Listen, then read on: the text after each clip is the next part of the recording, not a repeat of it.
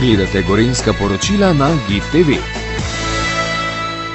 Vlada se na današnji 54. seji med drugim seznanila z informacijo o izplačilih dobičkov za podjetja, ki so zaradi lanske energetske krize prejela pomoč po posebnem zakonu o pomoči gospodarstvu za omilitev posledic energetske krize in sprejela nekaj sklepov.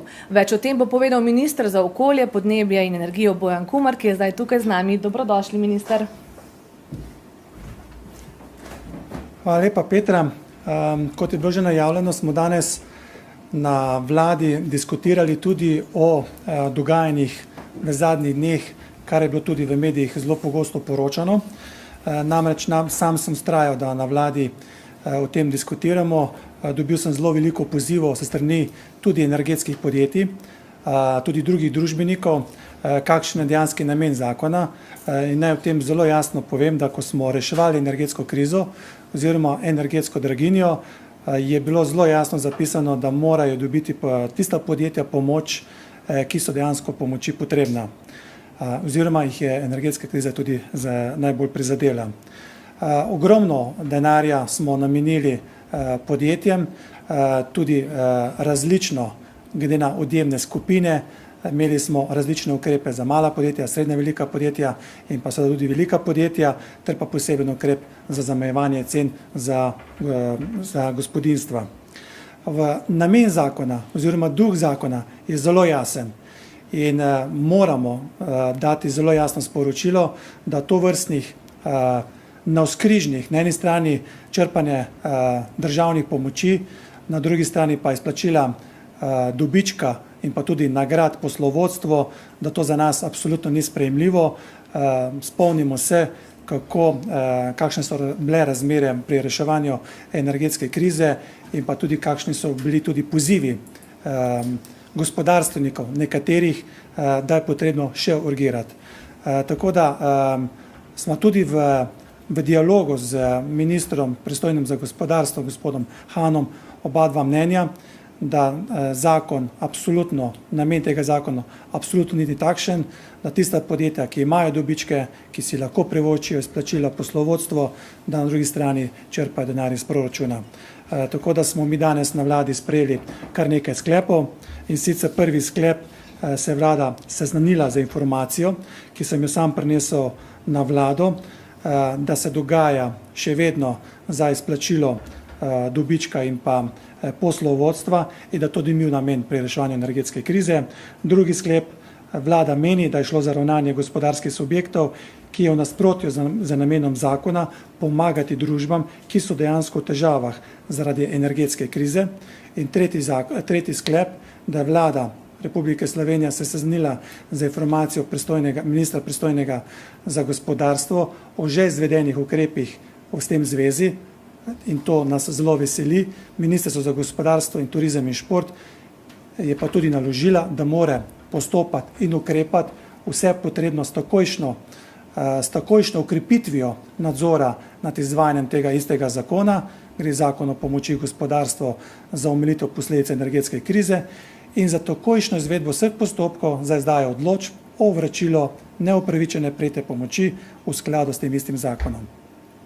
In še četrti sklep, da je vlada naložila Finančni upravi Republike Slovenije, seveda skladu z zakonom, za izterjavo vračila neupravičene prejete pomoči in da se to izvede čim prej oziroma nemudoma. Toliko za enkrat. Hvala. Najlepša hvala, minister. Najprej bomo dvema novinarjema, ki so tukaj z nami prisotni, dobili možnost zastaviti vprašanja. Kar tukaj morate stopiti, pa se predstaviti.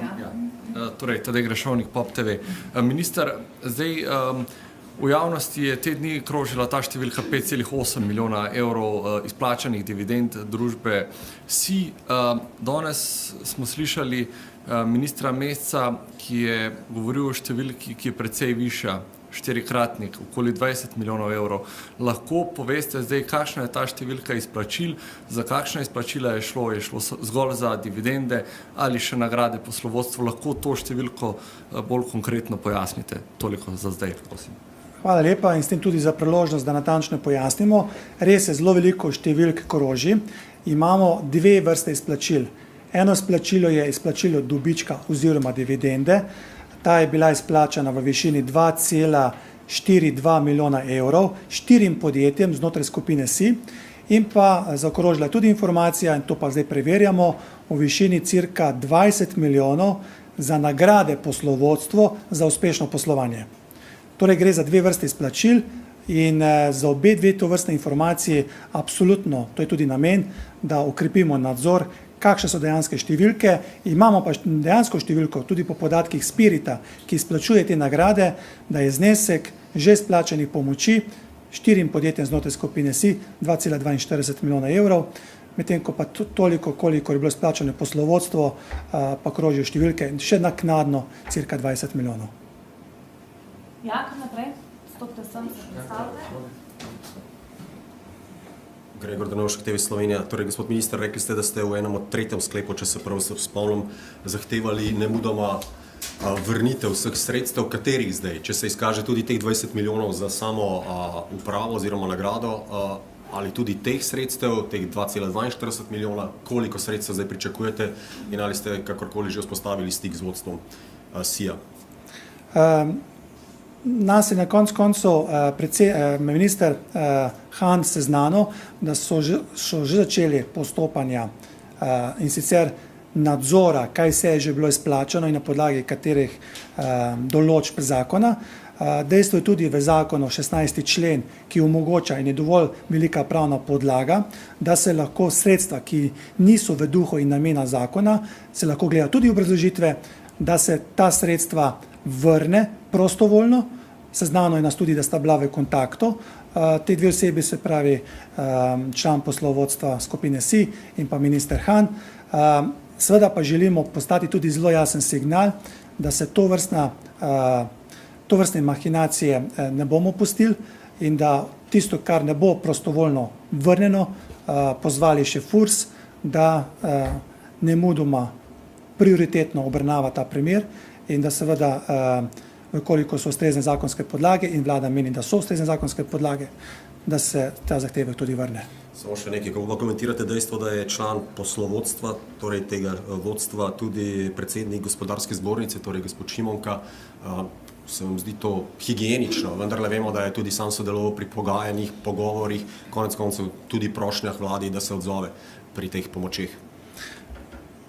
Dansko sem razočaran, ker če boste si zavrteli zelo veliko posnetkov v preteklih mesecih, kako je gospod Šimonka tudi v imenu inštitucije, ki jo zastopa, pozival, da je gospodarstvo v krizi, da so ukrepi vlade nezadostni, da jih je potrebno še ukrepiti, pa kljub temu smo vedeli, da so bili ukrepi maksimalno dovoljeni, kar je evropski semester dovoljeval, in da smo šli proaktivno, pravočasno, z naprej predvidljivimi ukrepi in da tudi že rezultati Eurostata kažejo, da smo bili pri tem uspešni, da absolutno menimo, da so to vrstni pozivi bili takrat popolnoma nerelevantni, brez osnove. Danes je pa pokazalo, da gospodarstvo uspešno posluje, ima dobičke, celo se lahko poslovodstva sprašujejo tudi nagrade, kar seveda za nas to ni sprejemljivo. Gospod minister, bi jaz se kar priključil kolegu in še enkrat podrezal. Zdaj, zadnji poziv gospoda Šimonke, sicer glavnega podpredsednika družbe SI, je iz marca. To pomeni, ko je torej gospodarska zbornica z ostalimi organizacijami poslala tole pismo predsedniku vlade, češ da naj hitro ukrepa, preden bo prepozno. Prepričan sem, da je vodstvo SIA marca dobro vedelo, kako je zaključilo torej lansko poslovno leto. Kaj zdaj to pomeni? Lahko odločevalci, vemo, sodelujete tudi z gospodarstveniki, z gospodarsko zbornico, lahko še sodelujete s človekom, ki je marca govoril eno, čeprav je verjetno takrat že vedel, da so rezultati odlični, pravzaprav na njihovi spletni strani pišejo celo rekordni. Lahko samo špekuliramo, da so bila takrat vsa znana dejstva že na mizi. Najmanj, kar pa je, pa lahko rečemo, da je ta odnos bil verjetno že kontaminiran, danes so pa dejstva na mizi in da je ta odnos sigurno kontaminiran. Jaz upam in verjamem, da to vrstni praks vnaprej ne bo. To je tudi moj namen, da damo zelo jasno sporočilo, da državna sredstva nedovoljene državne pomoči, da to niso hec in želimo pomagati podjetjem, ki so potrebne pomoči. Ta sredstva vsekakor gredo tem podjetjem, ne bomo pa pustili, da se hkrati izplačujejo dobička oziroma seveda tudi res nesorazmerno velike nagrade in menim, da vlada je prav, da je odreagirala, konec koncev je nas kar nekaj drugih gospodarstvenikov k temu pozvalo. Hvala, minister. Imamo še 2 vprašanji na spletu in sicer dobi prva besedo Lucija Kavčič, Demokracija. Dobar dan. Jaz bi vprašala, kako komentirate poročanje Reporterja, da naj bi državna sekretarka Tina Sršen sodelovala pri pripravi zakonodaje, ki omogoča ekskluzivno pravico pri postavitvi balkonskih solarnih panelov podjetju njenega svaka. A jo glede na ta razkritja Reporterja še vedno podpirate ali boste morda zahtevali njen odstop ali kako je s tem? Najlepša hvala za odgovor. Ja, hvala lepa. Zdaj, jaz kot minister in gospa Tina Sršen kot državna sekretarka absolutno sodelujemo pri pripravi vseh zakonov in podzakonskih aktov. Jaz mislim, da to odgovornost in pa tudi dolžnost vseh funkcionarjev. Tako da, kar se tega tiče, ni nič spornega. Mi smo dali zelo vsebinske, argumentirane pojasnila na splet. Jaz predlagam, da si jih preberete. Nobenega konflikta interesov, že protikorupcijska komisija je najavila, da ne vidi, ampak iz previdnostnih razlogov bo tudi to dodatno še preverila. Absolutno Tina Sršen uživa moje zaupanje, v tem tudi ni dvoma.